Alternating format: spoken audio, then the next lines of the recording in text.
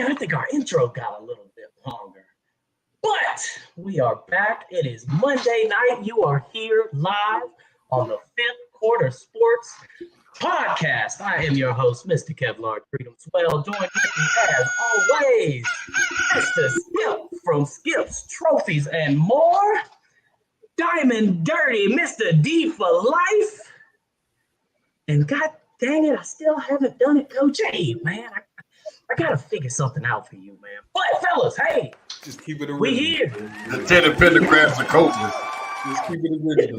That's it. 10 pentagrams. You got what, dude? Oh my goodness. Well, fellas, man, we are back. It's another Monday. What's going on? Skip. Hey, man, last week, y'all, forgive me for not being here, but we had a power outage. There was a storm.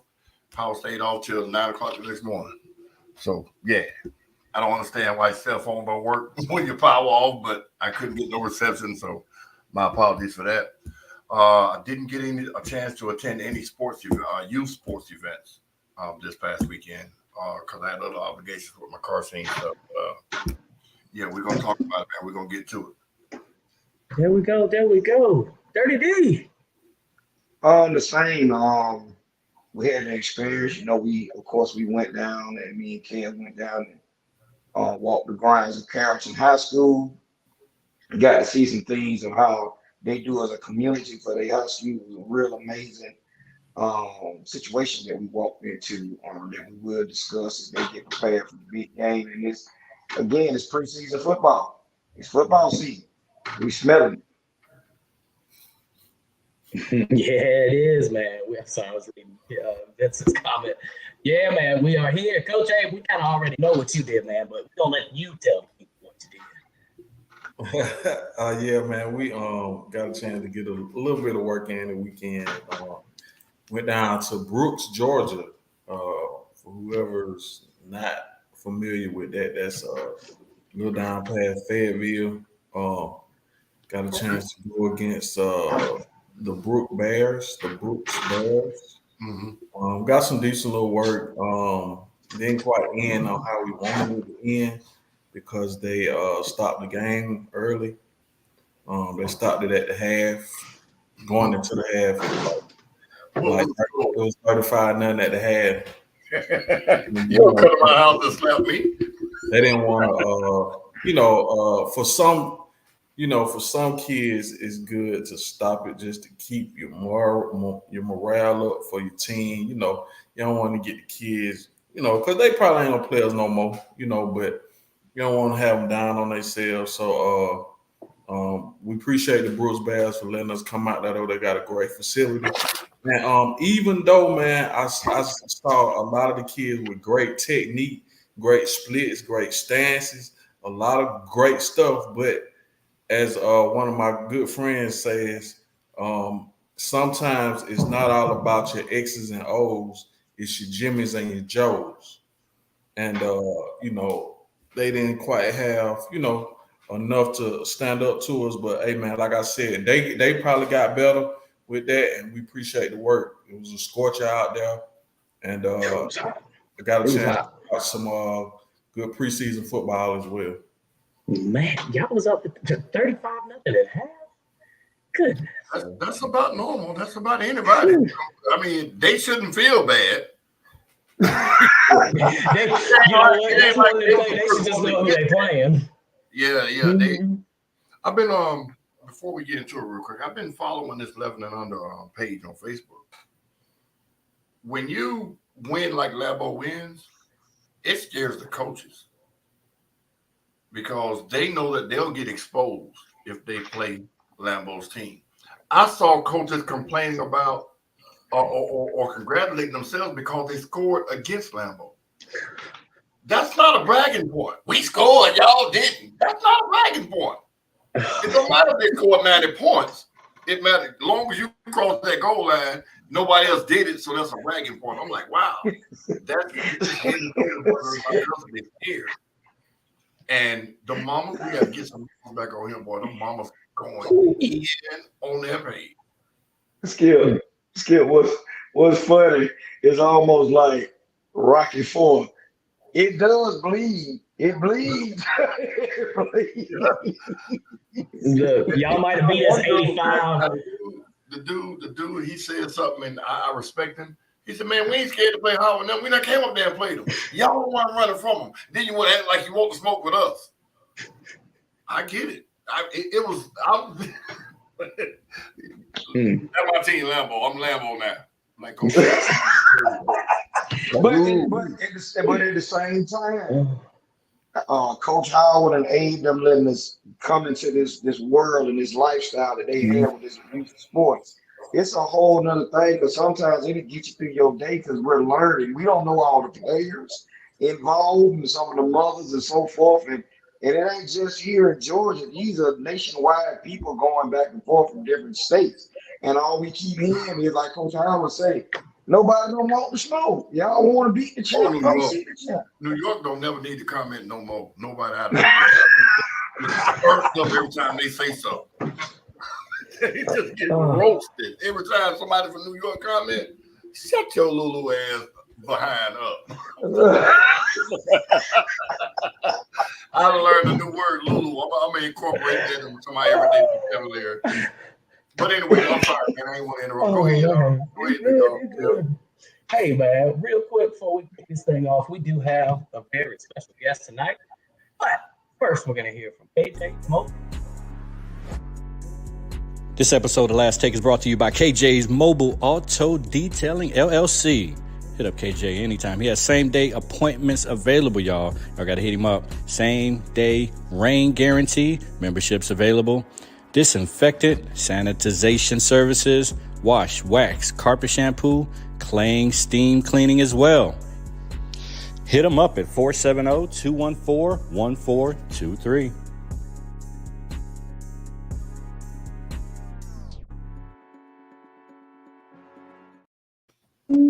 All right. Man, fellas, we have got a good one tonight. Now, Skip, I believe y'all were talking about this backstage. You played in a league with this man. Yeah. Y'all was on a team together. Back in, you echoing, Kev. It's a real echo, like you're away from the mic. But yeah, we played in what was called back in the early 2000s, Metro Atlanta Flag Football Association. It's called MAFA. And they had, at the time, 12 teams from Cobb. We had a couple from Gwinnett, most of them from the Atlanta area. The big dogs, the Lambo of that league was Soul Patrol. They was all from Bankhead. All of them was from Bankhead. They went from nowhere else. And they was monsters. I'm talking about they had every athlete you can think of, they had. Yes. And me and this guy, our guest here, we formed a team, or a team was formed, and matter of fact, Bo, that's in the comments, introduced me and said, "Hey man, y'all need to get him." So we get on the team and we shocked the league. We lost one game to Soul Patrol, but we beat everybody else. We was like the other stars. So, Soul Patrol poached me.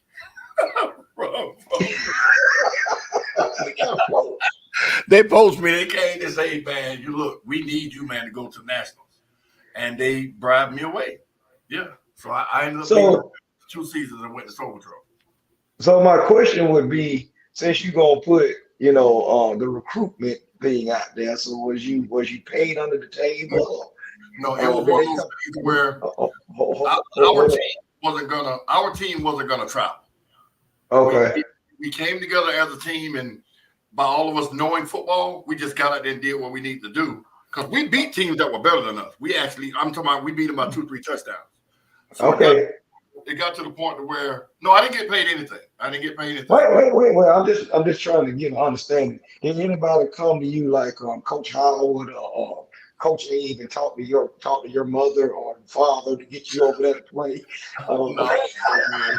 I was grown, man. No, but what it was when we played them, they had a quarterback that was like a mini Michael Vick. Okay. I sacked him like 3 times. Pulling the flags. And that was unheard of for them because I wasn't scared of it. So by me not being intimidated by them, they were like, "Man, you got to play with us." And I was like, "Yeah, next year. So I played another season with the Rams. And we ended up losing to them again. And then they were like, we going to Texas to play for that championship. You want to go? Yeah. So I played in the old Texas Stadium with them, and we came in second in the nation in flag football. So That's one. Soul Patrol, I still got the jerseys. Soul Patrol was. Like I said, that's where we were. yeah, so they were known when I first came out of high school. I went and played flag football at first, and I thought it was just a joke. I didn't know it was that serious, and I ran across them because I think they had the quarterback. If I'm correct, Skip, he wear shades. Yeah, He the ball head dudes wear shades, and he was so smooth with it. He was so smooth with it, man, and it was ridiculous how smooth he was. But we got to get Coach Tim in here to McDaniel. Harper's on. Is you there, Tim? Yeah. That's a speed demon right there, Abe. That's the burner. Hey, man, listen. I see him. I don't know about now, but every time his calves was the biggest thing with his body. Hey, 2 steps he out of there. That was a great introduction.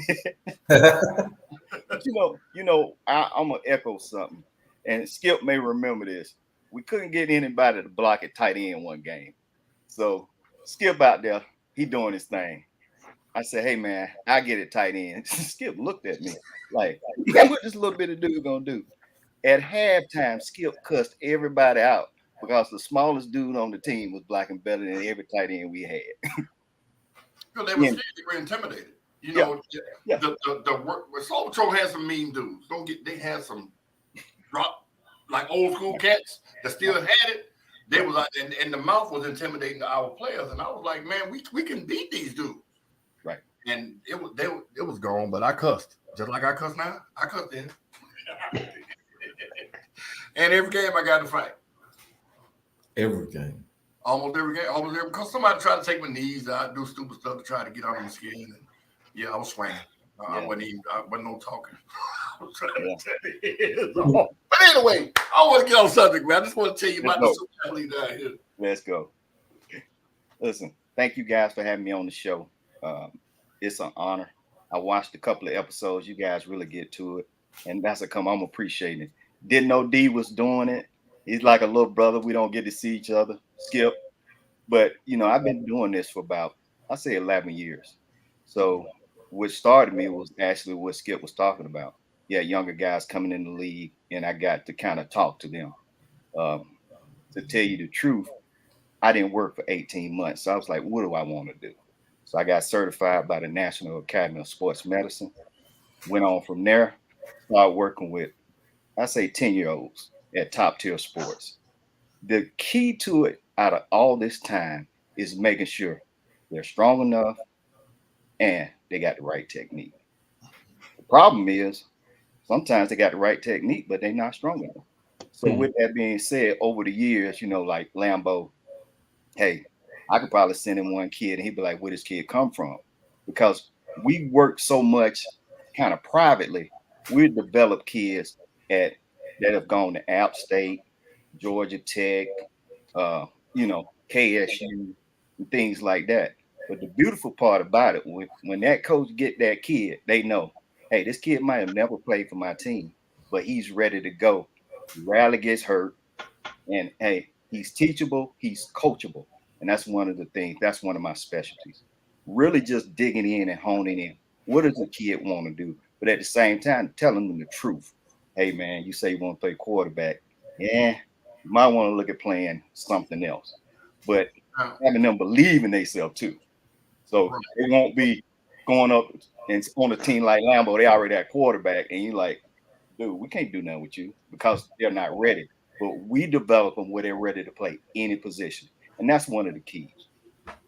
Now, when a kid comes to you or when a parent brings you their kid, do they bring them to you to get them stronger, get them more fluent technique-wise, or do they bring them to you so you can develop them in where you think their specific skill set fits?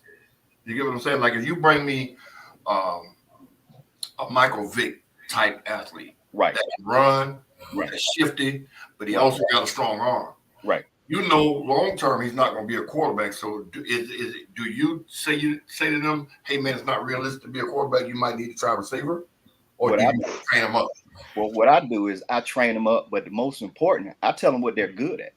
And you got to be real with a kid, because part of the training is psychological too. Because you got to look at something. This kid may be playing quarterback, but he realized that, hey man, I'm a better receiver, or I'm a better defensive back. He may wind up not even playing football at all, wind up realizing he's a better basketball player.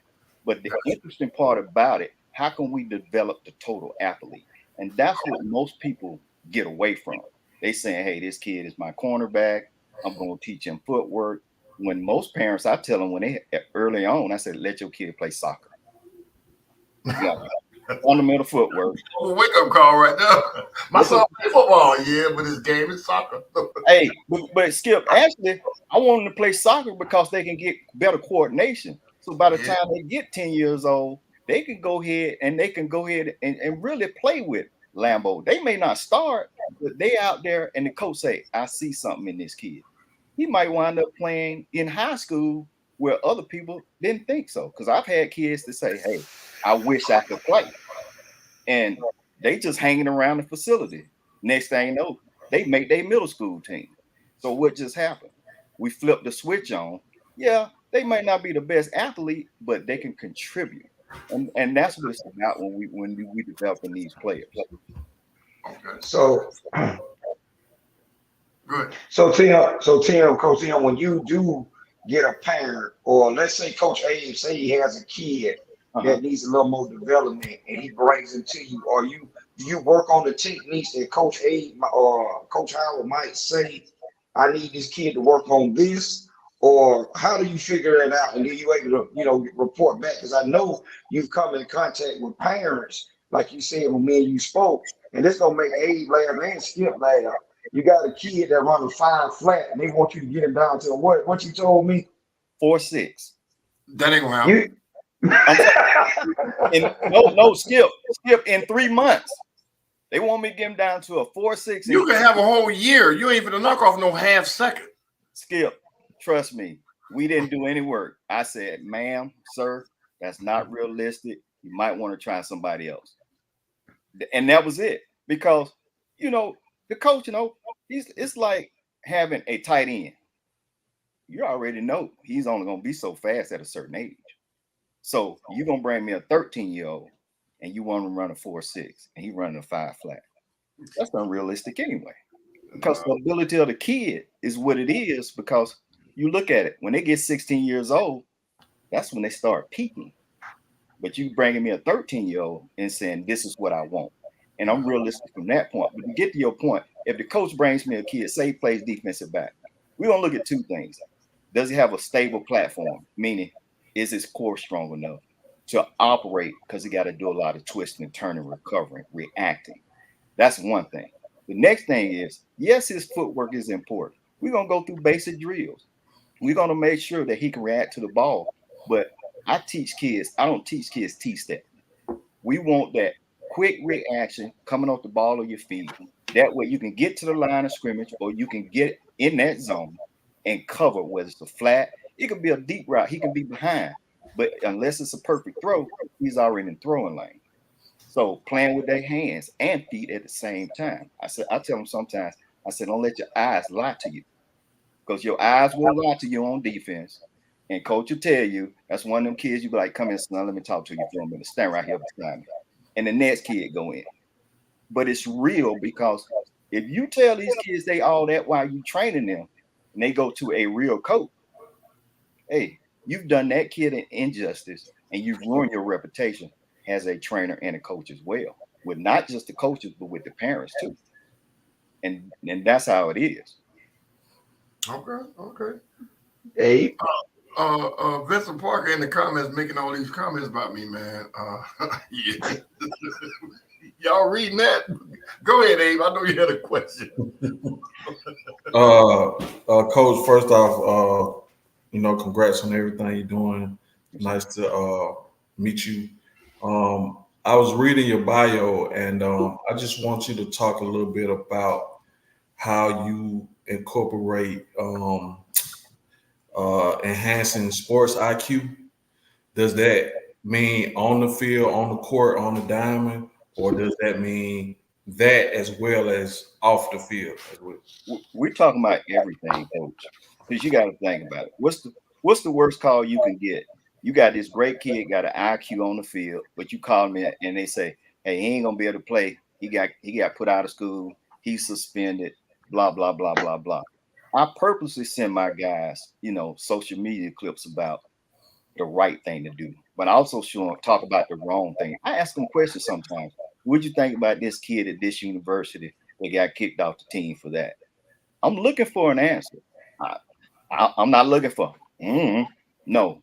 I want them to tell me what they think about it because that also helps me deal with them as they go forward. Because the plus side is what people don't understand. When a kid understands their ramifications with their actions, that's the kids that you see go on to play high school ball. Then they play college ball. Now after that, hey, it is what it is. But this thing has to be taught from a global perspective. I could send you a kid right now. Hey, coach, I think you played against one of my guys a couple of weeks ago. But when I first met him, he wouldn't talk that much. And I told him, how can you be a leader or a captain and you done say much? Who's going to listen to you and you're mumbling? We need you to talk at a tone where people hear you to show leader on the field, on the sideline, in the classroom, and in your community. So that's the thing that I preach. I pull impromptu interviews like, hey, saw your game last week. Well, let me know what you were thinking in the fourth quarter when you guys were up by 21. Or let me know what you was thinking when you guys were down by 13. I want to know what they're going to say. Because the worst thing I've seen was when that kid was at Auburn and they interviewed him and he couldn't hold the whole sentence. He couldn't say anything. It was like, well, see, we don't need that. What we need is kids that can dialogue on the field, off the field. That's what we need. And that's what we work on. Okay. Well said. Bo, Vince Parker said he rarely sees linemen being trained. It's mostly skill positions. Should young linemen be in training with a trainer? Absolutely. I've worked with 3 linemen. One of them, fortunate enough, he went on to play at Kennesaw State. The thing about it, what a lot of people don't understand, linemen, to me, if I had a position to coach, and I've been around some guys that can lay hands, I would coach the offensive line because you got to think about it. The IQ of offensive linemen got to be here. Everybody gives the quarterback credit, but if you have a solid offensive line that can execute zone blocking schemes, that can pass block, hey, they took out cut blocking, but we'll call it, hey, toss left, toss right. They can get a hat on the body and understand how to make gaps for the running back. Every running back is different. Every scheme is different. Coach, you probably got 3 running backs on your team, and each one of them do something different. But being able to give you what you want, what you need, and when they make mistakes, being able to correct it. So the offensive line definitely, because you got to work on their footwork. They got to have strong core because they got an anchor. They got a kick step. If you talk to coaches around the league, or hey, they like guys that can kick step, that can move. You talk to college coaches, he'll take a guy 280 pounds at a Power 5 school. He knows by the time he gets to be a junior, he got all his work he needs. He got footwork, he got his IQ, he got core strength, he got agility. And that's it. Of course, they got to be tough. But that Bo is definitely right. You have to train those guys, or else nothing moves on offense. Well, and go ahead. I remember when we was in school, we never understood why our head coach at the time always wanted the linemen. We had a ballerina class. I don't know if you remember this, but we had a ballerina class at Mays High School. He always wanted the offensive linemen to go. We used to laugh at him because we were kids. We didn't know what was going on. So now that I see with this training that we have now, the linemen are the one that need to be the most intensified in this training. When even seeing Coach A, them team when we first went out there, Coach A can take a whole starting line out and put a whole another starting 5 out there to do whatever he needs him to do. But all of them are different, as you say, depending on what Coach Howard and Coach A don't want to run at the time. And we got one kid out there, like I said, Big Baby's a big fella. and Big Baby can move for his size. Right. His size. And I'm just imagining as he gets older, how he's gonna become as an athlete playing the position. So again, like if you somebody brought you a kid that might be, you know, a little overweight or anything like that, but he has, you know what I'm saying, the technique and he has the will to Right. do certain things, like you said, you can be able to train him up to the point where he becomes even a more monster than what he already is at the age. Like I said, the kids that Coach A got, they babies. And like Right. I said, they massive. They look huge when they come out there, but when you hear them talk, it's a baby. You can hear them talking, hey man, you know what I'm saying? But they monsters, and other kids are scared of them. It's just what it is. They know they scared of them when they see them. But you still see the mistakes as a kid because they miss blocks, they miss assignments, Right. they do that. So you can clean a little bit of some of that up also, right? Yo, absolutely. The one thing about the kids you're talking about, we're looking at functional training. That means train them for function, meaning they play football. All right. Let's go ahead. What's the function of football? These are offensive linemen.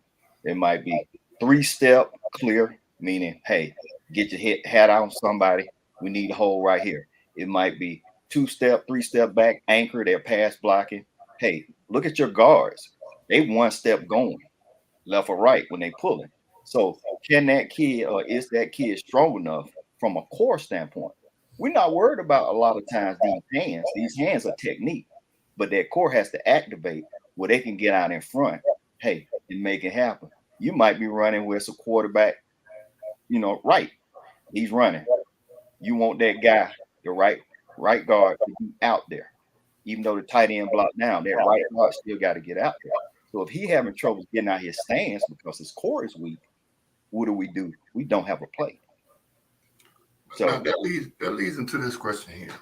Mhm. Hypothetically speaking, you get brought 3 linemen, Okay. an 8-year-old, a 10-year-old, and a 12-year-old. They need different forms of training. Mm-hmm. If all 3 of them are my sons, and I brought them to you and say, hey, I need you to work with this one on this one, this one on that one on this one, because everything else is there. We Right. just need, like you said, one might need the core, Right. one might need to learn how to clear, do whatever. Right. How do you implement those programs at the same time, or do you have different sessions for different things? All right. Well, first of all, Skip, I'm gonna go back to the basics. All of them are gonna get core. I don't care, what skill set they're at. All of them getting core because you can't neglect core. Period. In order to develop all of them, no matter what they need, hey, we gotta get some core work in. First of all, the next thing is we gotta get flexibility in order for them to be able to perform or even execute what you want them to do. So whatever dysfunction they have or whatever they need to work on, they gotta have a sound foundation from a neuromuscular standpoint, so that those things can translate into, hey, this is what I want them to learn. 8-year-old, your attention span gonna be a little bit shorter, so it's gonna be unique. Your 10-year-old, that attention span is getting there. The thing about it is, you might get roll with him for 45 minutes. The 8-year-old, you're gonna technically lose him in 30, but you got to find unique ways to keep him going because you're paying me for an hour worth of work. You see what I'm saying? So I could probably work the 10-year-old and the 12-year-old together, but the 8-year-old definitely would need one-on-one, or you put them with somebody like-minded and they both need to be pushed and you push them. One of the unique things about me, I do the opposite things of most trainers. I encourage, I empower, I don't enable. Meaning I'm gonna empower you to keep going, keep pushing. I'm going to hold you accountable. All that you doing pretty good right now. Nah, that's bull. Really, it is. Because I'm old school. right. So my thing is, I'm gonna ask you, if I see you dragging today, you got 2 options. You either get it right or go ahead, go get in the car with your mom and dad because you don't feel like working today.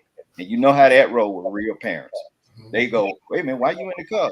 You ain't been here for 15 minutes. They get brought back in the facility and they gonna get some encouragement. So you gotta hold even the 8-year-old, the 10-year-old, and the 12-year-old accountable. And that's how you push that development because technically the 12-year-old know he needs to work on. You just got to make sure he stay on track. The 10-year-old, hey, it is what it is. 8-year-old, you develop it where it's fun, but it's work. Got me? I got you. But it's work. So, and that's for dealing with kids at different ages, and I ain't talking about middle school or high school. right. Talking about the little league level, man. You have to, in some kind of way, make it fun for them kids to keep their attention. You Right. know, break them, build them down, break them back up. You know, it's different ways you have to do it because I've seen, and I'm sure Coach has as well, NFL guys come to Little League football and not know how to incorporate what they've learned, Mhm. how they've learned it to these little kids. Yep. You know, it's definitely a challenge, and it takes some just being around it a little bit to kind of know how to maneuver through it. You got to know the kids, you know, a little bit of the background. So it's just a lot with dealing with kids from, you know, 5, 6 on up to 12 years old before they go to middle school, because you, at the end of the day, you know, you want them kids to, as a coach, you want them kids to get all the knowledge, all the technique. But at the end of the day, you want them kids to be able to run through a brick wall for you. You know, you want them to feel like, you know, they have your trust. You give them confidence and stuff like that as well. So, you know, it's definitely a challenge relaying it to the kids.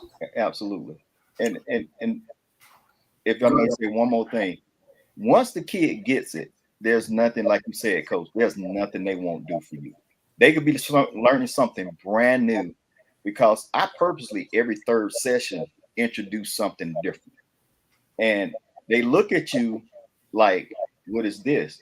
But then once you say, oh, you got it, they may not even be doing it at the speed that you need them to do it. It's just the fact that they're attempting to execute it and do it, as opposed to in my dictionary, I can't, it's not in there. Period. Gotcha. It's not in there.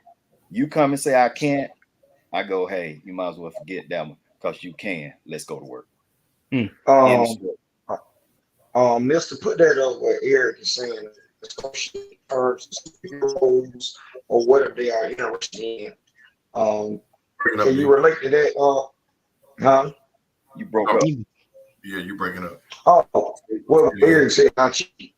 What Eric put up, brother. Can you elaborate on it? Terms to superheroes, yes, or whatever. And you know what? That's true. I've done that.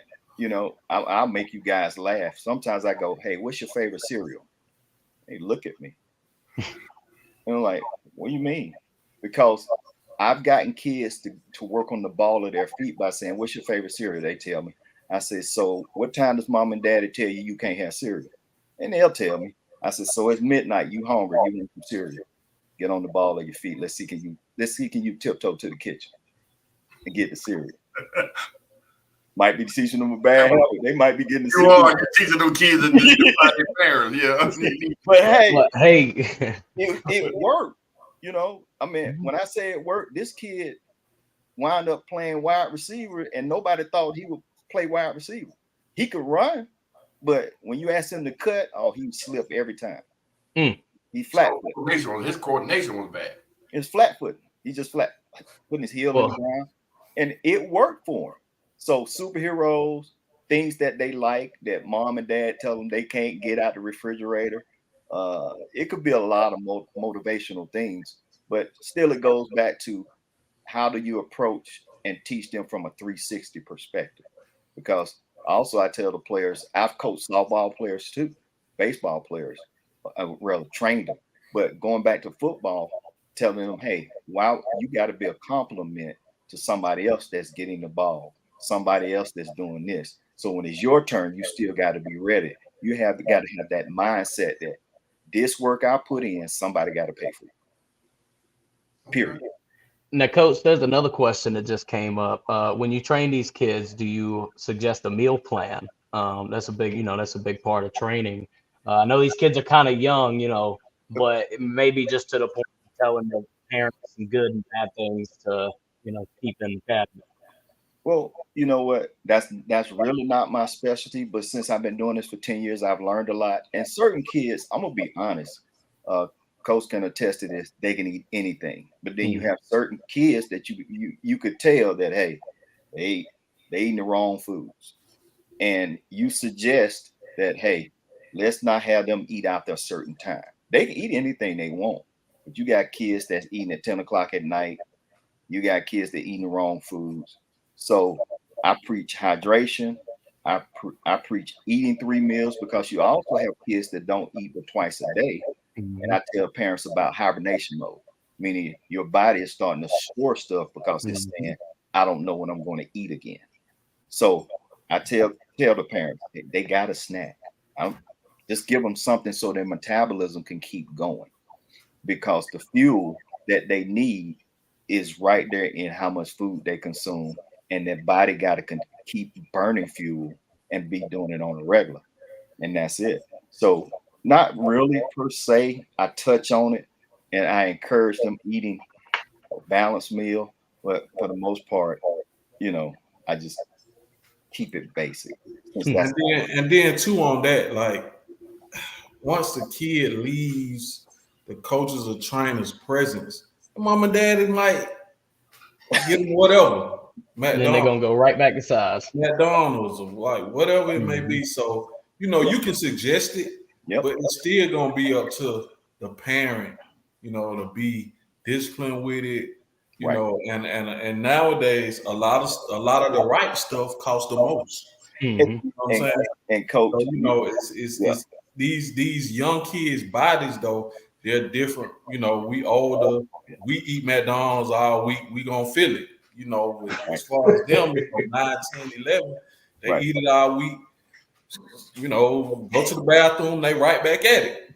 So definitely he can suggest it, man, but these parents still gonna do whatever they want to do at the end of the day. Or, they may not have the means to do, whatever the situation is. So you can suggest it, but it's always gonna be a maybe or maybe not with it. Well, you know what? Now we got another question in the chat. I'm sorry to cut you off, Coach. But I want to get this question out because I've been sitting on it for a little while. Okay. One of the things, and I ask to every guest that has come on because I think it's one of the most important things. And I saw it in your bio that we got that you train these kids on social media awareness. Yes. That is yes. Awesome. Can you speak to that? Because I ask every guest, what are you doing to help these kids learn and help these kids know how to interact in the world? So that came up. One of my guys, he was going to Florida State. Well, he was recruited, highly recruited. And all of a sudden he wound up going to another ACC school. But it was interesting. It wasn't anything he posted. It was something that he liked. But he didn't find this out until a year later. He was at the school. And I tell people all the time, my kids all the time, I had a nephew to go play JUCO, and he posted a post where he was smoking a bomb. I'm just being honest. And he thought that was okay until he got the response from us as family. And I even used that example and asked the kids, do you think that's a good idea? Is that the image you want to portray? Do you think these schools want to invest in an individual that's supposed to represent them on and off the field? I don't care if they're 10 years old, 13 years old, 14 years old. There's a way for me to put it to them. That's come a lot of my guys on Instagram, and I get to send them different stuff saying, hey, what do you think about this? And pointing out that you don't put your entire life on social media. That's the beauty of it. Private things need to be private. If you mad with mama because mama didn't buy you a cell phone, well, that don't need to be on social media. Because the one thing I do tell them is these colleges, when they're recruiting you, they look at your social media page. And they making a decision on, we got Skip that's 6'3", 250 pounds, and we got Johnny that's 6'3", 250 pounds. We had a stalemate. Well, let's look at that social media. Johnny done posted that he hanging with the boys that steal cars, and Skip only posting stuff about his workouts. Well, we're gonna pick Skip, and Johnny trying to figure out what happened. Well, Skip had a cleaner social media image, and that's how come they picked Skip. Grades were the same, performance was the same. So what you do on social media affects who you get recruited by. But see, That's go ahead, Skip.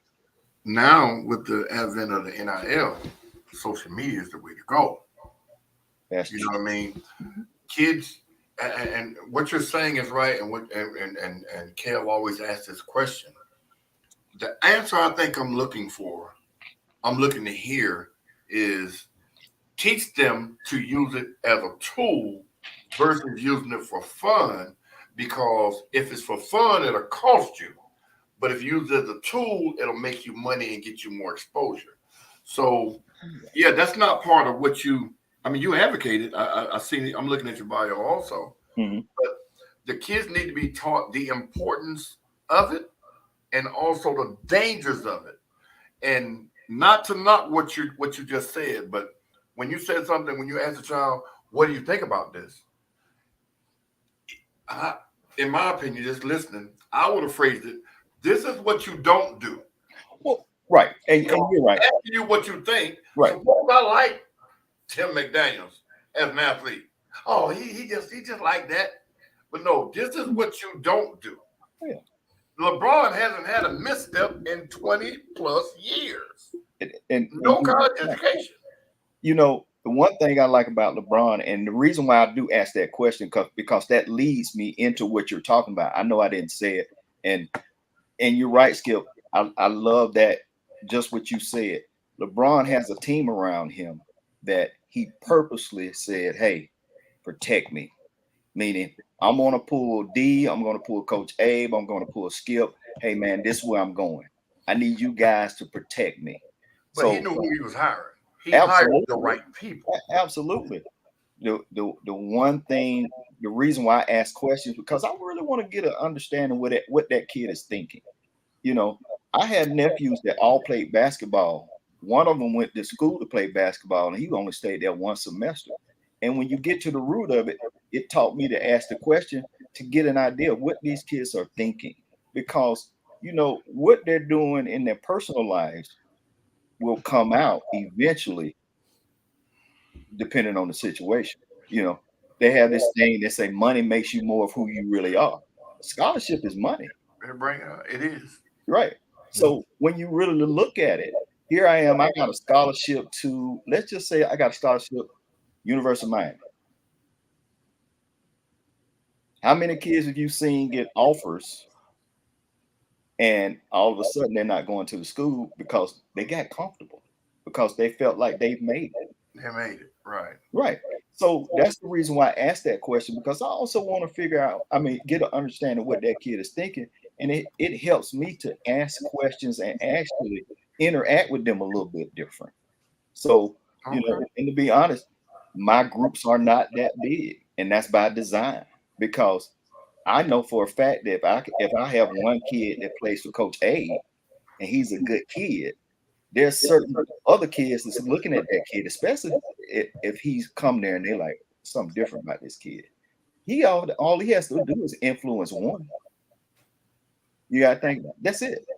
So with that, I want to ask those questions. And Skip, you know what? I'm going to use what you just said to take my things, to take it to another level, because I got a guy just call me and say, hey, Coach, I just signed with XFL. Great.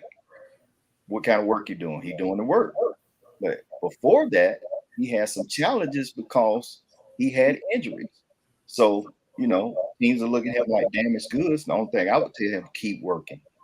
Show these teams that you are working and you're not who they think you are. And when he got the call, he called me, but it started 10 years old, 11 years old, 12 years old. So, Coach, since we integrated you in, and I sent you some videos of the little league that we've been watching, how amazement have you when you seen these plays and these players? You know, you told me you was out there, Alexander, when they was finna get ready to play, and you was out there working out. Me and Skip and Kev have seen some phenomenal athletes at certain ages. That when you was playing, me and Skip were playing, whatever, that were not able to do these things. No. At this age. We got Lambo quarterback is throwing the ball around like a 16-year-old, 17-year-old sitting in high school with no problem, with accuracy, dropping it in the air. So as you start, you know, looking at these things and parents are bringing you these kids and saying, hey, I want my kid to start playing like this kid. I want him to be on Lambo's team because it's a thin line. Coach Howard don't take everybody. You just ain't coming on the team to get a ring. And if you find that out, you're gonna be quickly going off the team real quickly. And I think in the whole league, that's perception. And like I said, since you've been watching it now, we bring you in and you're looking at it. How you feel about the situation? Because we got some good, bad, and ugly that we've been dealing with some of our other people we speak with about the league. Well, first of all, these kids are talented, man. I'm watching highlights, and this kid sidestep, jump, take 2 steps forward, wait for the next guy to go by, stiff arm, spin, and he gone. And I'm like, well, that would be one move back in our day, and everybody be like, wow. But now these kids, you're looking at the footwork, you're looking at the technique. You talk about Coach Abe and Lambo. I mean, drop back, play action pass, dropping a dime on the sideline, going down the sideline. Yeah. At that age, excuse me, that little kid technically could play for Alexander High School right now. Man. So to be honest, I'm amazed at the talent. I am. I'm gonna be honest. But my concern is how many of those kids are truly gonna be middle school players, high school players, college players. How many? Because you got a bunch of talented kids. Well, that part is up to the parents, though. And that's true. Don't get me wrong. I'm not putting it on the coaches, but you still have to look at the fact that you got all this talent at this age. So they say cream rises to the top. So how or where are these kids going to be when they get 14, 15, 16?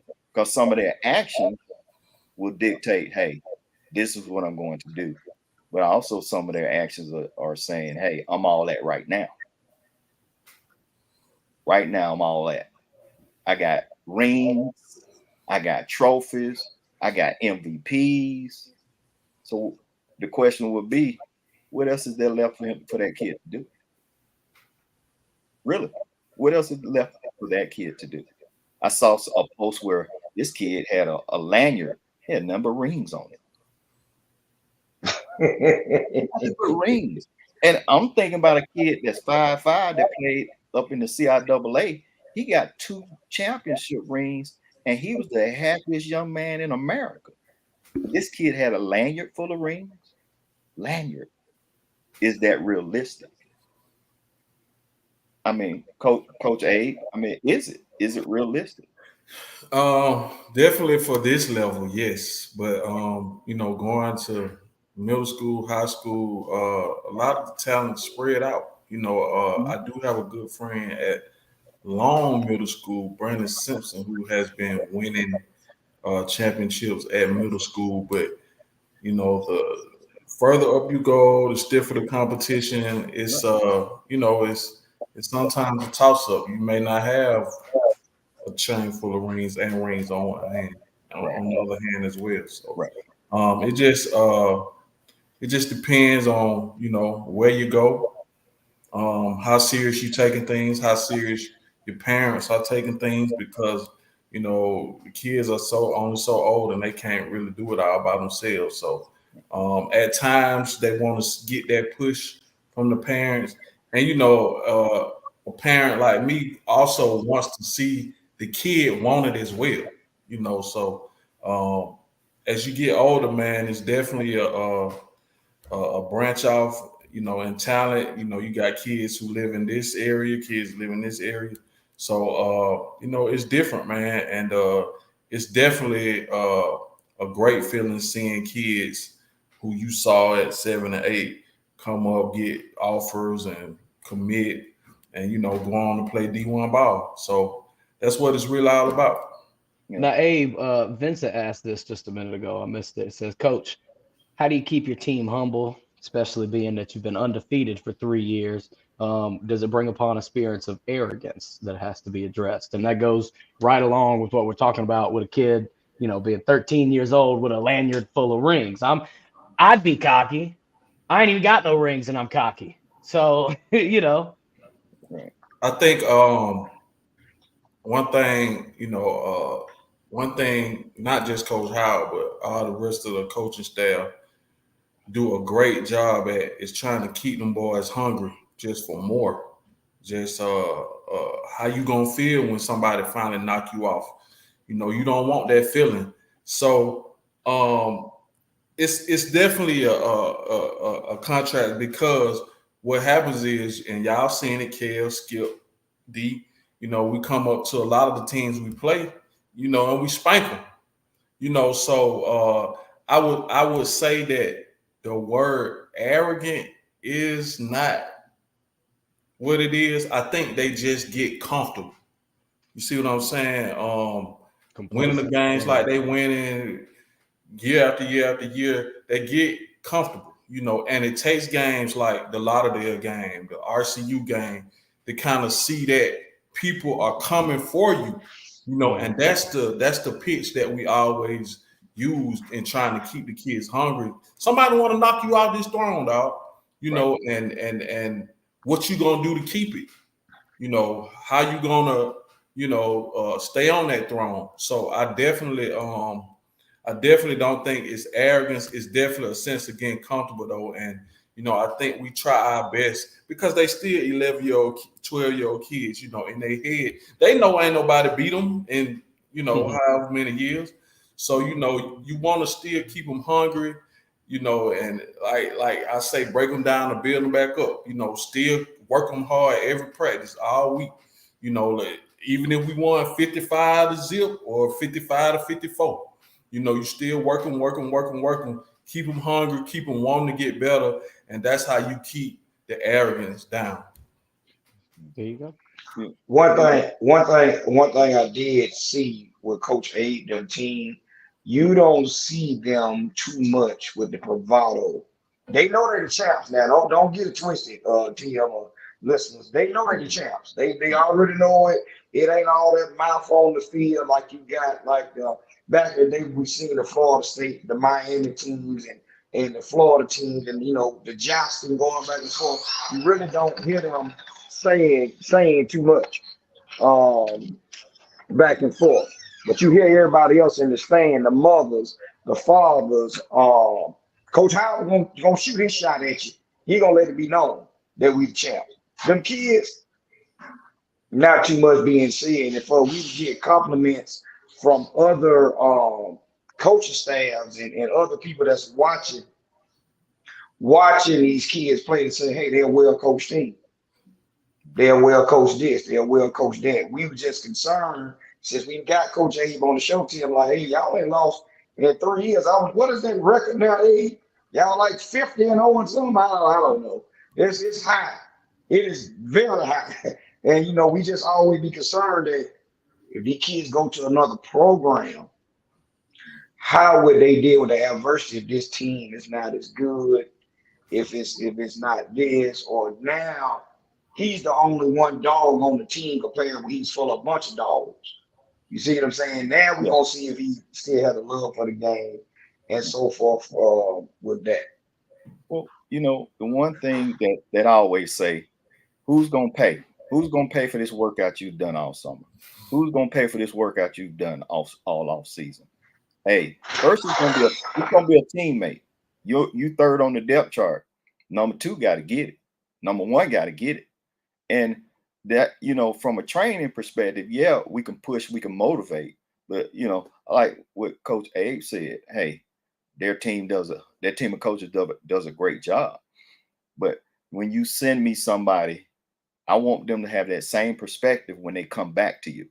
that off season, like we were talking about, when, you know, some of these kids take advantage of, when they come back, I want them to have a better attitude as far as being that dog than they had before.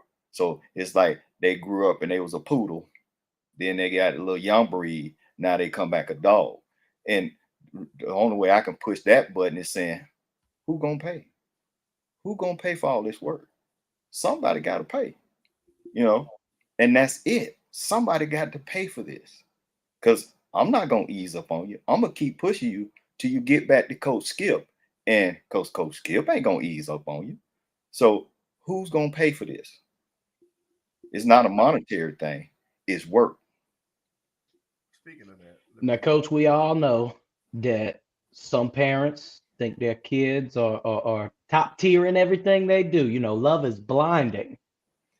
So, you know, how do you deal with those types of parents? I'm sure you get some that want to mouth off because their kid isn't at the level they expect them to be, or, you know, and they never want to self-reflect. It's always your fault, the guy they're paying. So how do you deal with that? Well, I've done a good job of, you know, interviewing up front, talking to parents about their expectations. I would be the first one to say, I'm not for your kid. You know, I have the luxury of doing that because, yeah, I work a full-time job. The reason why I talk and I ask questions, because I want to know if you have some realistic expectations and what you think about your kid. So when people meet me by referral, they already pretty much know how I am, but I'm still going to ask these questions. The reason why I want to know, because I'm going to push that kid. You can't, I had a kid that signed up, mom and dad signed him up for Tuesday and Thursday. He would come in Tuesday. On Thursday, I would get a phone call. He's sore. We'll come back next Tuesday. Next Tuesday, he came back, and I talked to him. I said, hey, he got to do twice a week. It's a must. They did twice a week. They missed the whole next week. They came back in. We had a meeting. Basically, we dismissed each other, because you got to do the work. Meaning, I want to know if your kid ready to do the work, because I put it on the table. This is my expectation. They will have homework to do, because I'm only seeing them once a week or twice a week. So when they come the next time, I'm going to know if they did those 1,000 jump ropes, those 500 push-ups, whatever I prescribe. I'm going to know, because I'm ready to take it to another level. Are they doing it? So that's basically how I approach it. And I have had some kids get by me, but I also made the decision, hey, we're not a good fit. I've given parents back their money. Even though we've trained 2 sessions, we're not a good fit. Because also, you know, you do that, the first thing parents go, he kept my money and didn't want to train my child. No, ma'am or sir, here's your money. And we're not a good fit. You might want to find somebody else. And that's just me. I almost cursed. If I trade you 2 cents, that money is gone. But listen, so what you just said leads me into this question. What is a typical session or a typical training for a kid? Like, if I'm bringing my kid today and football season starts in 3 months, is your training session per session? I mean, training program per session, or is it like 6 sessions? How does that work? So I have an option where you could do it per session, or we do them in sets of 4. Okay. So, you know, let's say we do sets of 4, and your kid just finished. We'll just say he plays linebacker. Mm-hmm. He finished, and you say, well, hey, I said, well, how was the season? You said, well, he had 42 tackles, blah, blah, blah, blah, blah. I was like, hey, does he have film? And what are you trying to do? So between those questions, I start from stability, conditioning, skill. I want to get the kid more stable.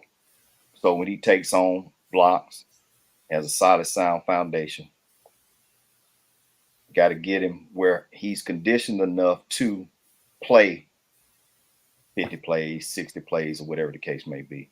Not with his hands on his hip. The other thing is what's important. When he get his reads, he can't have a false step. He got to go get it. So depends on what you want, how I'll tailor it. If you want strength, That just depends on what kind of strength you're looking for. I'm looking for functional. I teach a lot of power. The reason why a lot of people don't know the difference between power and strength. You know, power is how fast you can move an object. Strength is how you can maintain a load. So the secret to everything is when you see a kid, you can't pancake block right now. So can you, bam, shock that guy and re-shock him again? By the time you hit him again, he on the ground. That wasn't a pancake block. Got it?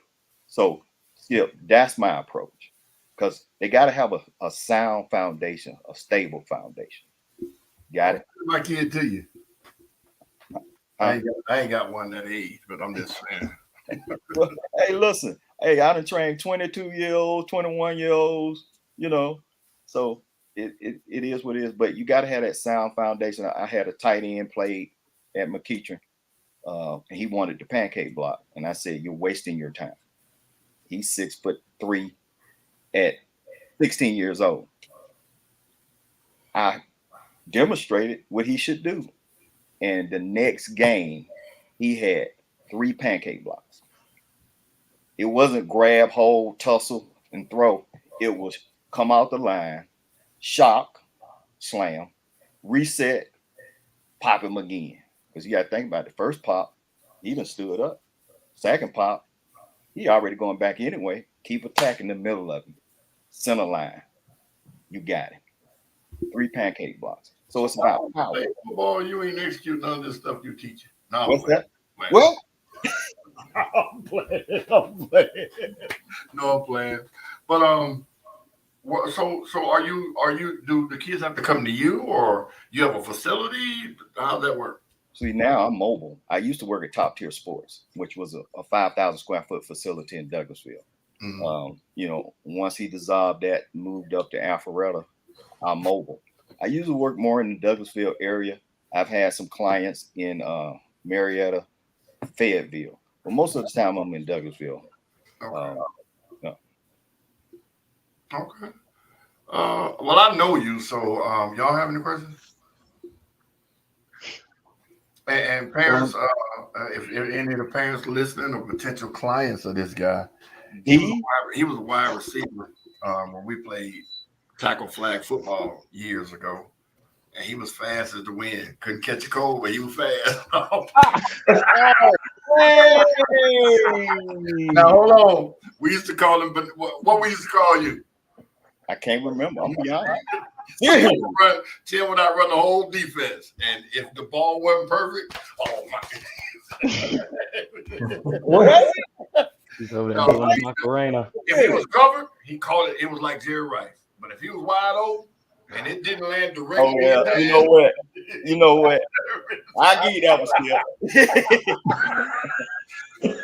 I guess I was more into embarrassing somebody than just catching. So you know, you're right. Me and you were discussing, like I said, now what we're going into high school football opening up this week around the state of Georgia. When me and you talked last week, I know we're going down to see a game that's ESPN televised, but some of the athletes that you have trained, I remember you were telling me about this quarterback kid at, is it Collins Hill, you told me? No, it's at Chapel Hill. I don't know why I keep saying Collins Hill. I don't know why I keep doing that, but it's Chapel Hill. Yes, and I was trying to explain, shut up, Skip. I was trying to explain, and that wasn't a bad word. I said, shut up, everybody. I want you to explain to Coach Abe who this kid is and to our viewers who this kid is that you were telling me about. His name is, well, they call him DJ Alexander. His name is Delancey Alexander. 15-year-old kid, 6'2", 190, basketball, football kid.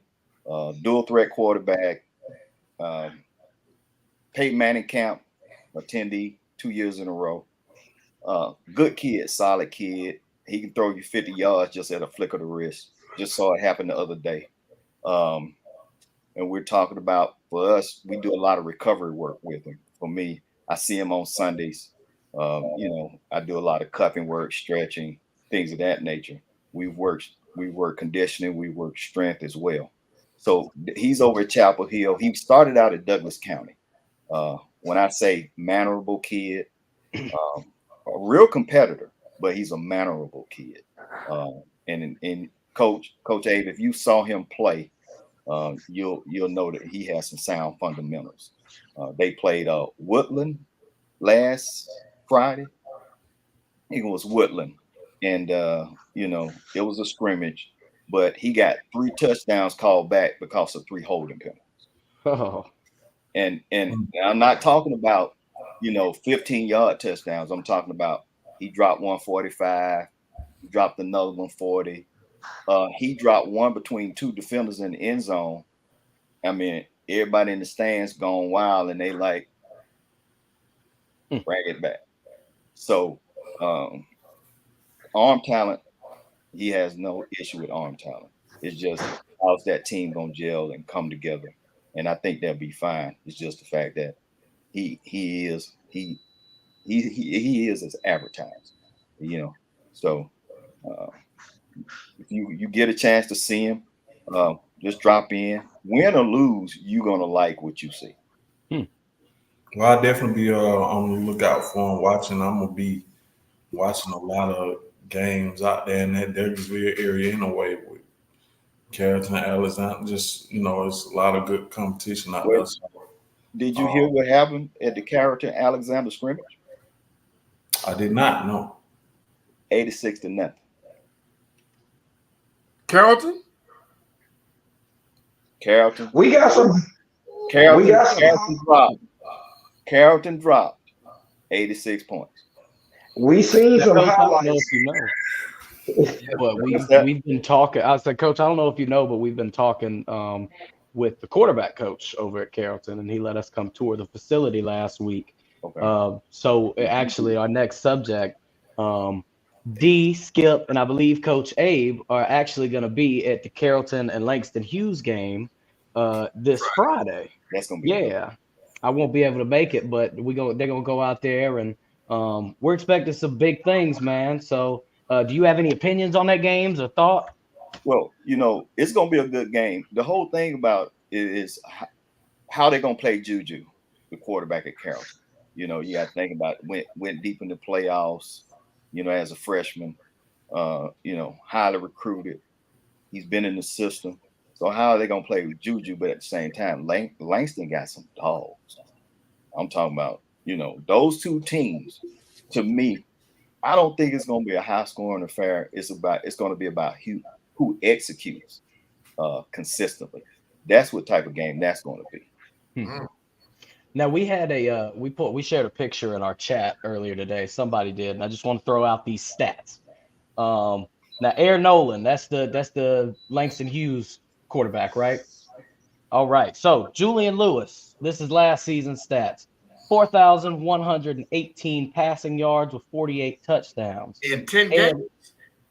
Air Nolan, 4,095 passing yards with 55 touchdowns. That could be including playoffs. Yeah. Okay. All right. So, just with throwing that out there, I expect this to be a pretty good game. And Coach, I don't know if I can agree with you. I'm not going to be high scoring. Now, the defenses might show up and show out, but these quarterbacks might be able to pull it. Well, go ahead. Are you saying high scoring like 35-42 or 28 to? I would maybe go with a 28-24. Okay, but given what they do, that's not high scoring. That's how I look at it, because you score 28 points or less, I'm like, yeah, that was a decent game, even though it's still football. But you're looking at the caliber of the team. So given what happened last weekend, somebody dropped 86 on somebody. You like, oh my God, 86. Now they're ranked. This is 11 versus 14. Was that the rankings, D? I think so, and that's in the nation. That ain't in the state of Georgia. Yeah, that's in the nation. Now, that's in the nation. Cedar Grove gotta be ranked right up there with them, if not higher. They've been in the state championship for the last 5 years in their division. I don't know what class are they in, 6A, 7A? Because I think Cedar Grove is either 5 or 6. I think Cedar Grove's 6A. Yeah. Yeah. Well, the one I seen, I think both of these, if I'm right, they right behind each other in the national rankings. Carrollton and Langston Hughes. A lot is advertised as who you bring back on the team, far as quarterbacks and so forth and so on, if I'm correct. And you have two quarterbacks that's probably 1, 2, 3, or in the top 5 in the state of Georgia playing against each other, opening up the season. So it's going to be an ESPN televised game. So we, like you said, I do believe we're going to have a close shootout type game, 24-28, something like that. I don't see, barring anybody gets hurt, we don't want to see that. Right. Don't want to see that. Don't want to see none of that. I don't see nobody just going out there 42-14. I want to see defense. I want to see the defense step up. I must say, just being at the practice with Coach Barge and company, I seen a college prepared type practice. That's what I've seen, along with me and Kel being there, and how they are running, what they're running down there, far as when you tell me we got a system in place on a college level, and this is how we train our team, just like y'all was saying, the nutrition, when we actually seen what the kids was gonna get prepared to eat after practice. And we got a kid we need to gain weight, or we got a kid we need to lose weight. You know what I'm saying? And how they're preparing them for the next level. It ain't preparing them for Friday night's game and so forth. Also, Coach A, Coach Tim, Kev, Coach Barnes told us that they lift weights. They have a free weight for game day weightlifting. Am I right, Kev? So they actually lift weight before the game. Skip. So they have a free weight. I have never heard about this because we didn't do it. Now Skip, it's not an intense workout. I mean, it ain't like they go balls to the wall, but they, just getting the juices flowing. They go in there and do aesthetics and a couple of lifts. But now, Coach Abe, I want you to listen to what I'm saying and then critique it however you choose to, because you're the only real coach. I hate not knocking you, Tim, but Coach Abe is out there with the kids. That's what jumping jacks are for. That's what the warm-ups are for pre-game. If you get out there and get your kids lifting weights, Kev, you work out. When you go lifting weights, what does it do? It tears your muscles. That's where the soreness comes from. So in my opinion, that is a very bad thing to do the day of a game. Because young kids are not, we know their bodies bounce back like rubber bands, but it's still taking energy to do that. Energy that can be best used on the football field. Coach, what'd you say about that? That is true, Skip. I think it still also depends on what and how much they are lifting. And just think about it. These kids are 16, 17, 18. They smelling themselves. So, I think that the coaches are gonna do what they feel is necessary to get them over the edge. I don't think that is necessarily bad. What I have seen is guys work out after the game. I've never seen it before, so that is something different. But I'm a trust in Carrollton that they know what they're doing. Me too. I sure hope so. They haven't gotten this far, and the reputation that they have for nothing. But I do question that a little bit. I would like to see exactly what it is. Maybe every player getting a 10 rep. I'm not sure that they just going doing chest and doing leg. So I think it depends on what they're doing. And I think, high schools, they have how many kids? 80. Some probably a little more than that. So. I don't think that they'll put anybody through the ringer enough to where they'll have to sub, but they can sub, So it's just I would like to see it. But I think they do walkthroughs with it, correct? Yes, because what he was saying was, and I don't know if all teams or high school teams are following this, they are following behind Alabama, and I think he said Clemson. Clemson, Auburn, and Alabama. Those are the workouts. they are following behind how those kids, how that university prepares their children for games and so forth. And we've seen it. We seen how they do it. And it's like, wow, this is outstanding. If this is the regimen, so like they said, they're getting the kids college ready, not high school ready, college ready. So they do have a kid, and we're gonna get to see him, this 6'7" wide receiver. They said that they signed with Alabama. We seen the kid, and I'm like, whoa, he look like Julio Jones, Yeah. reincarnated, and he hasn't even got on the college stage yet. Now we haven't seen him play full speed, but that's just me and Kev seeing the kid walking around on the field, and we're trying to figure out which one. You know, when you go to some of these schools, you can figure out, okay, that's a stud right there, and they don't have any other studs on the team. It's so many athletes that we was around that we like, okay, who was that kid? Who was that kid? Who was that kid? We're seeing drills that we seen like we've never seen before when we're warming up and practicing. Like the drill Kev asked about, they had the dummy down and they were rolling and slapping the dummy. And Kev like, what Yeah, kind of drill was that? they were in a 4-point stance and almost like army crawling on the ground. And the objective was to push and smack and roll. So you hit the On the pad and ground. roll. Yeah. So you're not really, you kind of lunging at it, but you're already down in that 4-point stance. I just never seen that drill before. And it seemed like this one got me. You know how you had the receivers over here, running backs, whatever. If I'm correct, we seen almost every kid before they broke off go through a drill. Everybody was going through the drills. You know, I don't care what position you were. Everybody was going through the drill. They did a Tackling drill with a dummy. And they were just blowing the whistle and they going to each different thing. But that's what we got out of it when he told us that they're following the model of Alabama, Clemson, and Auburn. That's how they implement their program.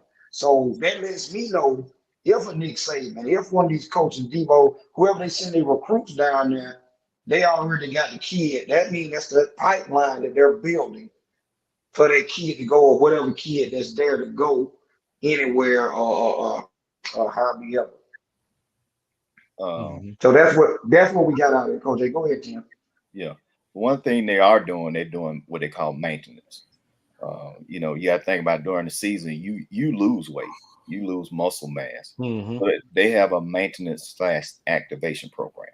So what you're doing is you got to think about when the testosterone is flowing, everything's warmed up, we're ready to go. But also you got to maintain. So that kid may start the season at, let's just say he starts it at 185. I guarantee you that kid's like 175 at the end of the season. But you still got to maintain, that the muscle mass. You're still gonna lose weight, but you got to think about, you can't lift heavy during the season. That right there is the first thing that's going to have you really off. So it's a maintenance program that they picked up from Alabama, from Clemson, because if you look at their athletes, a lot of people don't realize that linebacker that started out on game one, they say he's 235. He's technically 225 by the end of the season. Now, don't get me wrong, they have meal plans and things of that nature, but the bottom line is it's a maintenance plan. So that's what they're doing. They're getting these kids college ready. They're taking them through college programs. Now, some of the schools they go to, they may not have it, but the good part is they're going to be able to perform for however many games that they play throughout the season, and their strength will be consistent. You won't have a drop off by game, say 6, something like that. Well, hey, fellas, we got another game in here.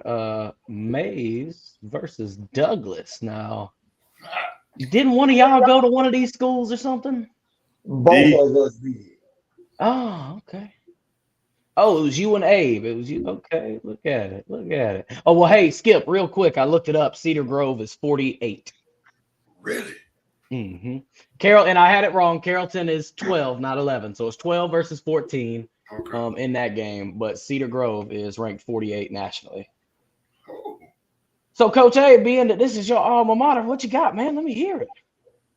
Oh man, them used to be some epic battles, man. The preparation that we had that week when we know we had to play Doug, or just the vibe around the school. you know, it's Dub week, you know, and you know, there was a cross city rival probably 10, 15 minutes away, you know, and it was always just good when you said you was going to the Maize Dub game, you know, when you got there, it was gonna be a line to get in. You know, it's gonna be packed.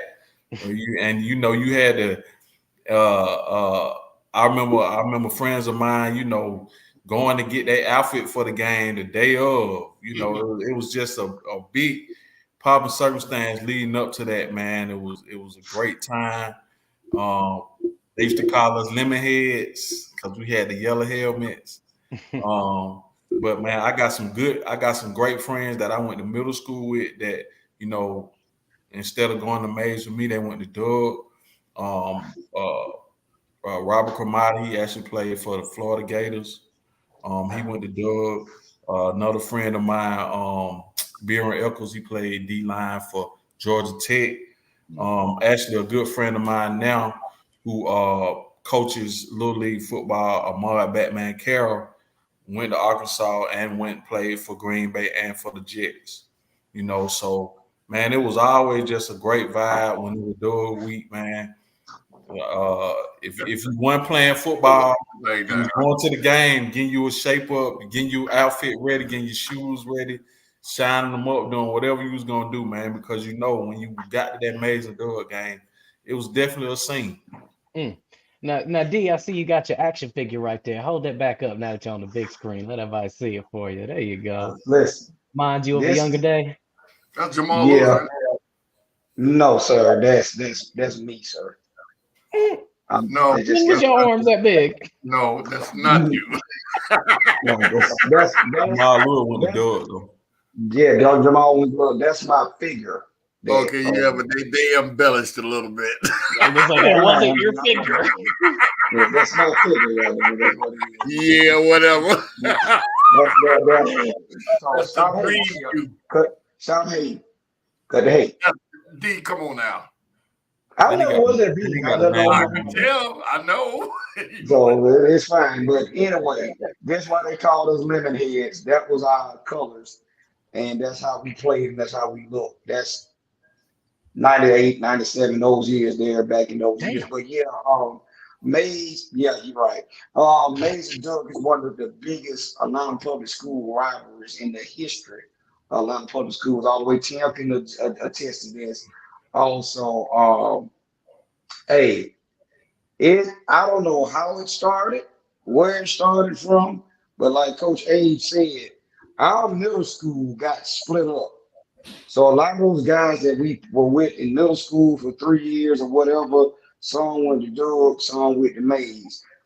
We have it's like you got hits put out on you because you might be dating a girlfriend at Doug or they dating somebody at Mays. I mean, and this back before social media, so you would get a three-way call with somehow I'm gonna knock your ass out tomorrow.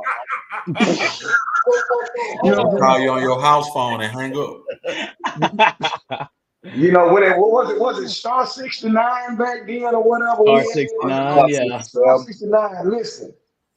No, it was 67. It was star 67. Yeah. Star 67. No. If they hang up, you hit star 69, you can call back. Star 69. Oh, yeah, that's true too now. Right. Yeah. So it used to be it's an amazing atmosphere. And it's something that we always waited for. We circled it on our calendar to get ready to play against these guys. I don't care what we throw the records out the window. This is about pride. You know what I'm saying? This is about pride. And it was some classic games. There's a lot of athletes on both sides of the field. Some of them went pro.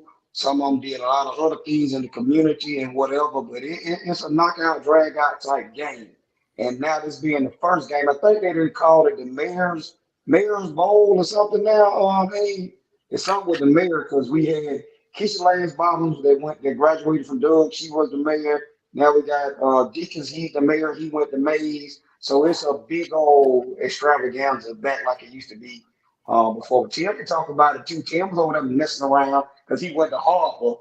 You know, they allegedly the word is that I had a bounty on me too. They had a bounty on you too. Yeah.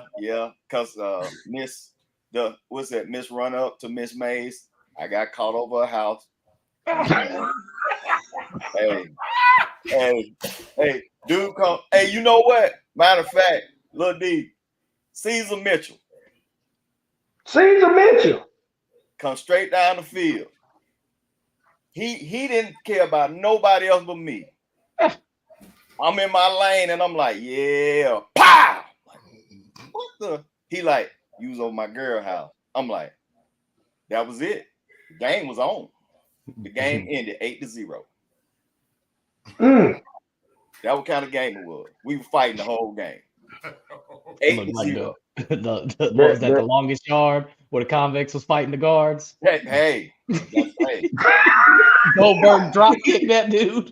Tell, listen, it'll be hyped up for the whole season. And what will happen is the game will turn out like something like that, because that's how tight the game would be. You know what I'm saying? It'll be a fluke play here, there, it'll be whatever it might be. And he's right. It was a lot of stuff that went on. I got one put out on me because of my girlfriend going to Douglas High School, and I'm like, damn, the ball over there. What the hell y'all hit me from? Hey, take that helmet off your man. Take the helmet off your man. No.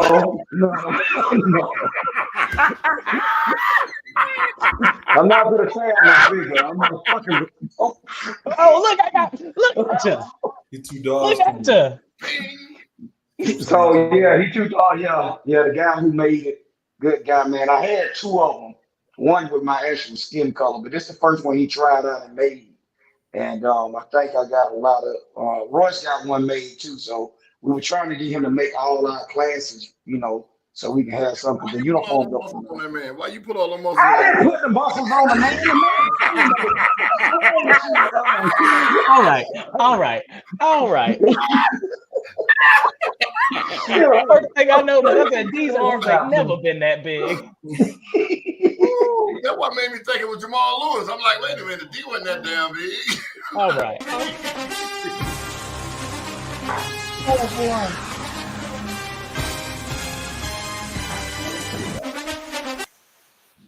All right. Well, we are here, fellas. We are here. Preseason has come. Now we know that preseason is not all the guts and glories of our regular Sunday showdowns, but man, what do we see? I wanna start off with this actually. Out of all these quarterbacks, man. So I think when I was listening to NFL radio earlier, they said that there were 13 quarterbacks that got drafted this year. Mm-hmm. And out of those 13s, the 6 that played, all of them threw interceptions, except for one man, the mailman, Stetson Bennett. Staquavius. I just wanted to throw that out there for D and A. But man, D, what did you think? What did you see? What did you like? We got to be quick, but give me the rundown. I'm gonna be honest with you. I got to go with this home team here. The Falcons need to let some people play. I'm just being honest with you. If Mahomes can go out there and get a series, I don't know why Desmond Ritter ain't on the field. You just on a home team level. You want to see him get some reps in because Russell Wilson got out there and he played all the way to the second quarter. You know what I'm saying? And that's the part that disturbed me just with the home team because, hey, you guys, we need to see what y'all putting on the field around in the local area. But you are right. I am predicting, and I'm going out here on a limb. Matthew Stafford is on the clock out there with the Rams because it's a big high money contract. I'm not saying Stetson Bennett finna take his job, and I'm not an advocate of Stetson Bennett, but he looked better than Anthony Richardson, Will Levis, and so forth. And I'm gonna say this, so y'all going, Tennessee doing Malik Willis a disservice, in my opinion. Let him play. Get him the reps. You drafted this Will Levis. I don't think he is as advertised as what he is. Go ahead, Chip. Will Levis was average in college. I don't know why they hyped him. And these coaches and all these armchair quarterbacks critiquing these first-year players, first-year rookies, what have you, from a damn preseason game against not top talent is ridiculous. they're gonna throw interceptions. If Tom Brady and Aaron Rodgers can throw interceptions in preseason, why can't these rookies? They're making a mountain out of a molehill. They're trying to learn the program and implement it with somebody breathing down their necks. They're gonna make mistakes. That's how you get them better. So to say, well, everyone I'm throwing interceptions, but Stetson Bennett probably won't see the field unless there's an injury this year. You see what I'm saying? So when people say, "Oh, well, Stetson Bennett looked spectacular," so did your boy from Alabama. The quarterback came from Alabama, Oklahoma. I'm sorry. Where did he come from? Yeah, no, he was Alabama, wasn't he? Which one? Quarterback.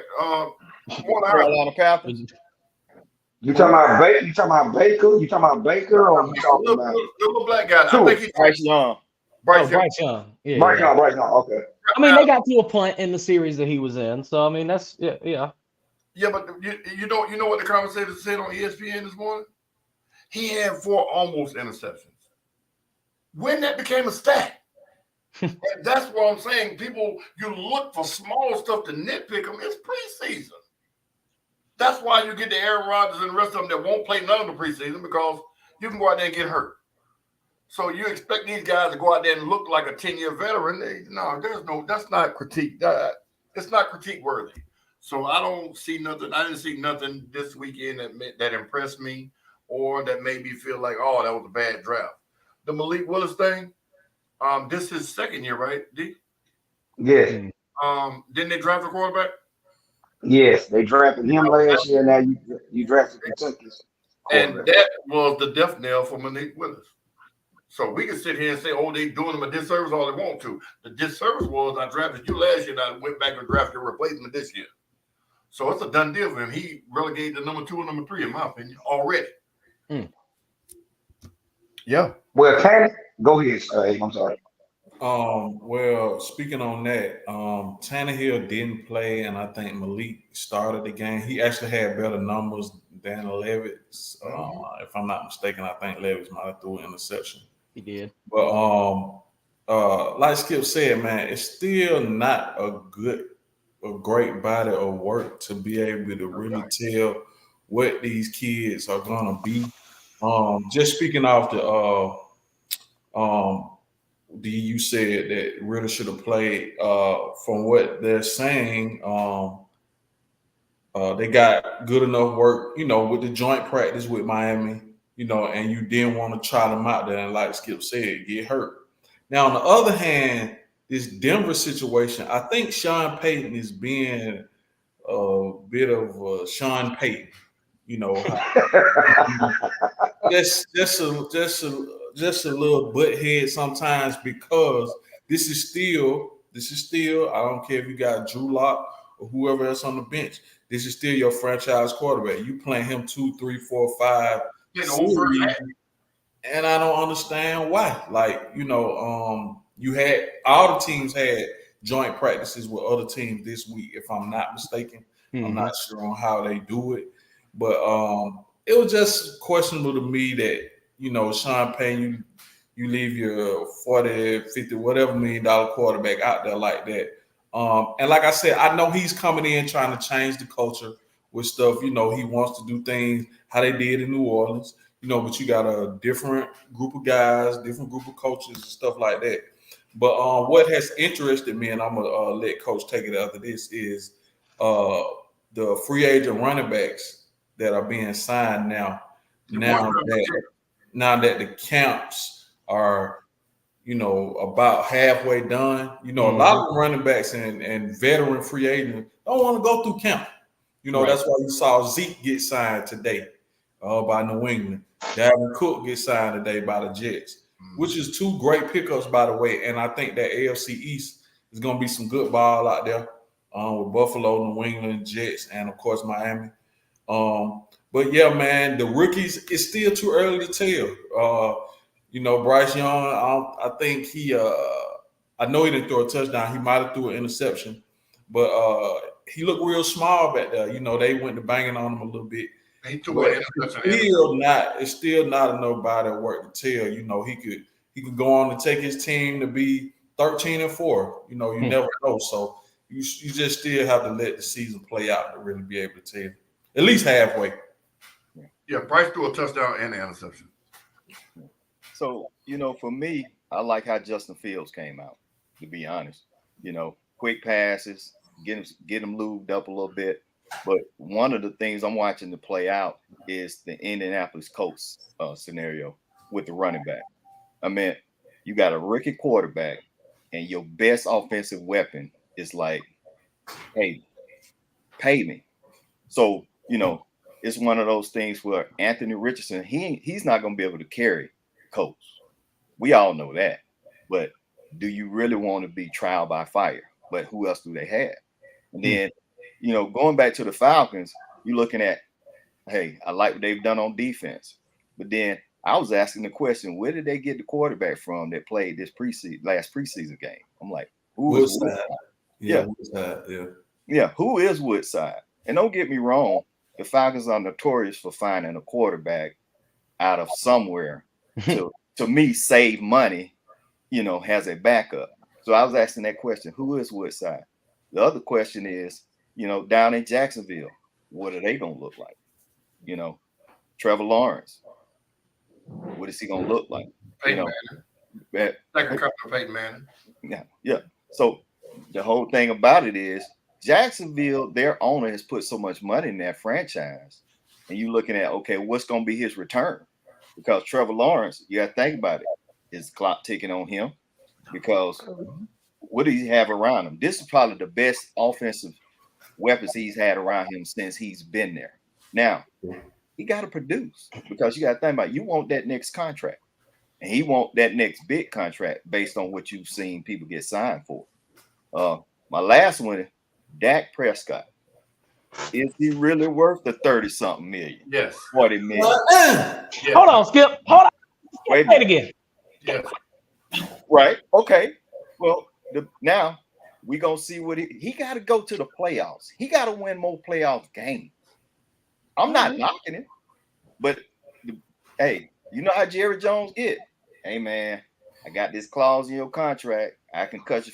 I only owe you $15 million. We'll pay it to you over 2 years, but bye-bye. My thing, I don't like the Cowboys. huh? I don't like the Cowboys at all. But I hate to hear us, armchair quarterbacks, knock somebody that earned the money that they got. I'm not knocking him, Skip. You saying he got to make the playoffs. He don't play defense. Oh, and I understand that. I understand what you're saying. It's just from an offensive perspective, hey, is he going to be in a position with what he has to be able to help the team get there? That's what us outsiders, us not pro coaches, we look at the wrong stuff. The man passed for 4,000 yards last year.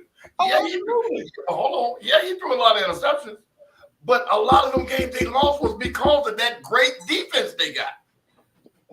Take the Jacksonville game, for instance. People say you got to make the playoffs because you make $30 million. There's more components to a football game than just the quarterback. Absolutely. I want to see how he handles this year, though. I really do. And from this perspective. Last year was a bad year because so many quarterbacks had good years or great years. Well, yeah. Peyton Manning went 1-15 in his first season. Yeah. They didn't, he got to do this here. You see what I'm saying? So when Trevor Lawrence is a monster, give him 3 seconds. You look at Peyton Manning again. So let's not say his clock ticking. No, being Jacksonville might be ticking, but I guarantee he won't be a free agent longer than 2 months. Oh, and I know that, but I'm basing it on what Jerry Jones usually do. He get impatient. And that's basically what I'm making my statement on. Oh, okay. He gets impatient. This is year what for Dak though? What year is this for Dak? 5 or 6. 5 or 6. But so here was the interesting scenario that I just caught scrolling through the interwebs earlier. They said that this is Dak Prescott's most important year of this contract. Because if he goes out there and shows out, let's say the Cowboys get to the NFC Championship or even a Super Bowl, win or lose, he's going to be up for that contract pretty soon after that. So we also know how Jerry Jones is, Coach Tim. And he would be liable to throw Dak some ridiculous contract. that would just shut everything out. So that's I think this season, especially for Dak Prescott, that's what's on his mind. Oh yeah. It's just Jerry Jones is notorious for making decisions based on what you're doing for me right now. Yeah. I got a question. Sometimes you look like a fool. Go ahead, Dick. I got a question because Dak Prescott ran off at the mouth already and said he ain't gonna throw with 5 interceptions. He said 10. He said I want. He said 10. Oh, he said 10. Okay, fine. He threw 16 last year, bro. Like, get out of here. Wait. What's your over and under on there, Kev? Can I get a bit on that? You what? Only because half of the. What did you say? Let me explain. He said he gonna go over 10. But if you look at the interceptions last year, half of those were tipped receiver balls, balls that the receiver had in his hands, and it went behind him. So as Skip says, you right. Dak Prescott don't play every position. So I think personal interceptions that are Dak's fault, blatant, I think he'll go under 10. But when it comes to a whole and what you can't control, I think he might go over. No, I don't think he'll throw 10 because he's going to be in the spotlight. Because they've given him another weapon. You understand what I'm saying? So now, like Tim said, now that he has all this stuff, he got to produce. And in my opinion, producing is getting rid of the ball. Now, once it leaves your hand, it's out of your control, like Kev just said. So I think unless it's tip interceptions or, something like that, I don't think he's going to throw 10. I really don't. I think he's going to be under 10. Now, here's a prediction, and I want y'all to I want to see where y'all think on this. I think Ezekiel Elliott is going to have the best season since his rookie season. No. I think he's going to go out and shut everybody up because all we said was he got paid and got lazy. And he almost didn't make a team. Or he at least had that thought in his mind. So I think he's going to go out and I'm going to use my one cuss word, play his ass off. I think he will do that because New England's offense will definitely be run heavy. Even with the addition of Juju Smith-Schuster, and I think they got another tight end. Shout out to my boy Johnny, by the way, who's from Martin Luther King's very own Allen Temple, who went to the University of Louisiana, the Raging Cajuns. He's actually a tight end for New England right now. Shout out to Johnny. But I do think Ezekiel will benefit from a run-heavy New England offense. But to make the statement he gonna do better than what he did in his rookie year, didn't he rush? I said he'll have a year like it. Last year was his record lows. I think he'll come out and do better than last year. But I think we'll see pre-contract Zeke. Because he's on a 1-year deal. He's trying to play for another contract to show he can still do this. Yeah, but the good thing is Zeke got his money. You're right. So I think he's gonna go out there and do what he's asked to do. I see him maybe 900 yards rushing. I get 900, maybe knocking on the door of 1,000. But I don't think more. He's going over 1,000. They're gonna platoon him. They're gonna platoon him. He will not get the bulk of the. I ain't gonna say not get the bulk of the carries, but there'll be games where he'll be on the sideline more than he'll be on the field. Hey, fellas, D, I'm sorry to cut you off, but I gotta take us to ad real quick. Okay. Are you and your friends or family looking to have a good time? Come experience Too Fresh Transportation. They offer multiple luxurious vehicles to choose from that are super clean and COVID sanitized. With all vehicles having a wide range of seating space, a custom bar with a hookah, and an Apple and Google TV, a PlayStation 5, a removable dance pole, and a custom stereo. So remember, next time you book a ride, book Too Fresh, because Too Fresh is above the rest. Yes, Too Fresh is above the rest. Mr. Diamond Dirty, I'm going to let you finish your statement and then start us on these last takes, please, sir. D? Oh. Mr. Skip. Yeah, I'm going to let him unfreeze and finish his statement in a minute. But what I'm saying about Dak is going to give, in my opinion, he's going to be what they need to make the play action work, or however Bill Belichick does his genius work. But I don't see him doing contract numbers. This season, I just don't. He's gonna go prove to people that y'all should have got me, like Dalvin Cook's gonna do with the Jets. But no, I don't see him doing no spectacular playing. Not in my opinion. I thought he was going to go back to Dallas, honestly. I thought because that was one of the talks, was they were going to just go ahead and pick him back up. But Mr. Skip, let me go ahead and have your last take, please, sir. Youth football. We're gonna stay on these youth sports, man, because it's interesting. I'm so anxious to see these athletes at Carrollton and Langston Hughes this weekend, Friday, that we're gonna go to, because having played football and looking at these kids now, I'm gonna get all into it and be like, oh man, he should have did this, he should have did that. And then on the flip side, I'm gonna be amazed at the type of talent that these kids have at this age too. So I'm kind of really stoked to get out there and see these kids, man. And then it's gonna be covered by ESPN, so y'all might see my ugly face on TV, dog. Oh, we stuck again. It's that Android Wi-Fi. Yeah, man. Just piggybacking off of what Skip said, man. I'm excited just about football at all levels coming in. College, definitely these high school games. I got a couple of kids who, at different high schools throughout the state in their senior year. I definitely want to try to get by to catch a game from everybody, but I probably won't be able to. But I'm just definitely excited about football at all levels, coming back around, man. It's a great time. I can sit and watch college, high school, pro football all day, so cheers to football season. Said, well said. Now, Coach Tim, real quick, just so I can give you the rundown. I'm sure you just saw what this was, but this is your opportunity to say the last thing that you want to say before we get off of here. Go ahead, plug your social medias. Where can they call you? Where can they hear from you? What's going on? All right. Well, first of all, I just appreciate being on the show. And you can reach me, of course, at OTC Performance on Instagram. Really want to give a shout out to Kendon Arnold, linebacker over at Douglas County.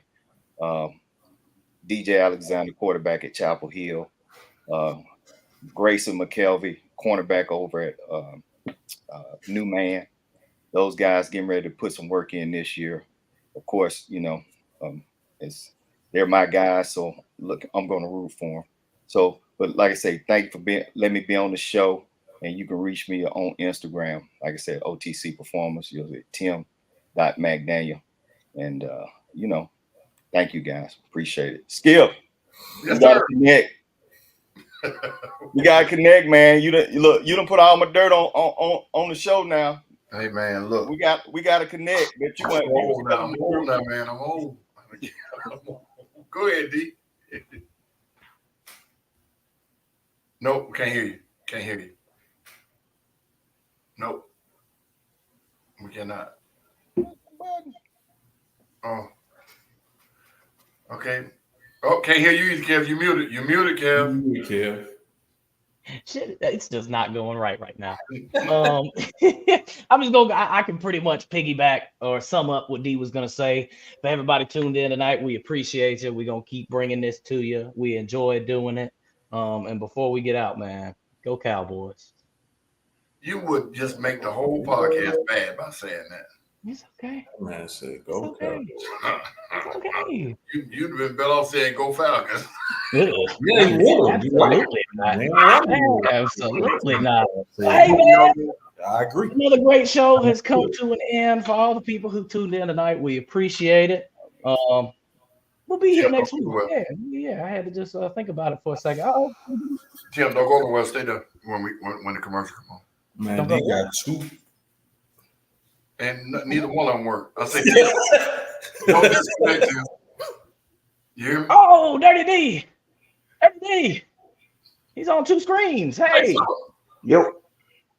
Nah, there it is. Give me last take, dog. Man, like I said, I want to thank everybody for tuning in. Coach Tim for coming on with us, giving his insight and information. And again, people out there in the cyber world, man, appreciate y'all, man. We keep doing this. We just trying to build and bring you good content to you guys. From Skip, Kev, Coach A, Coach Tim, we really appreciate you, man. Always. John Banks, he did bring up something about Davin Cook that we didn't touch on. That is an amazing signing for the Jets. And I argue that when we get into it probably next week, that division is going to be very interesting. But again, man, thank you guys for everything that y'all do, giving us content for the show. Tim, awesome. I really appreciate it, brother. Always. Glad to be here. Oh, hold on. Hold on. I got a troll, Tim. What's the Toast Patrol, sir? Why does Bo keep posting Toast Patrol? Man. Hey, the class of 86 secondary. Hey, man, listen. Hey, we had a couple of guys, they got toasted every game. I ain't gonna lie to y'all. I just ain't gonna lie. Hey, man, so both of them started calling Toast Patrol. I took offense to it, but hey, he said the infamous leader of the Toast Patrol. He only got one touchdown thrown on me that year. So, hey. But the rest of them. Woo, bring your jelly, baby. Oh, my goodness. My guys.